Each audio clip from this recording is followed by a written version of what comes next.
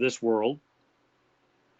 And we got into how they have used American citizens for medical experiments, exposed to chemicals, exposed to LSD, exposed to many other chemicals, and even basically taken seed from a woman for cloning experiments, etc.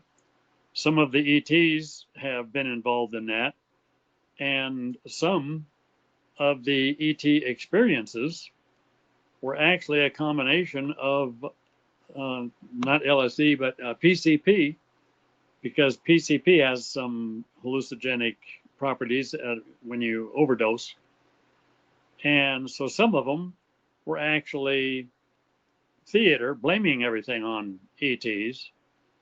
And it was Area 51 people taking samples to use in experimenting in cloning humans. They knew ETs were doing it, and they couldn't exactly go take an ET from another planet. That they wouldn't be able to do that one.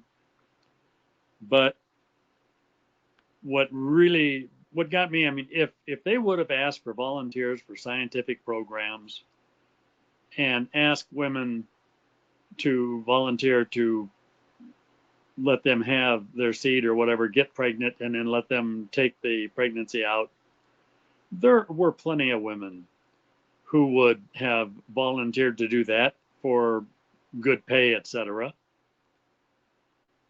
So one of the biggest things that got me was the violation of human rights and the abuse and the fear mongering going so far as to basically nullify the Constitution. And when I took my oath to defend the Constitution against all enemies, both foreign and domestic, foreign included ETs, and domestic included our guys. And so I vehemently stood against that when they were telling everybody that the ETs and that the spaceships don't exist.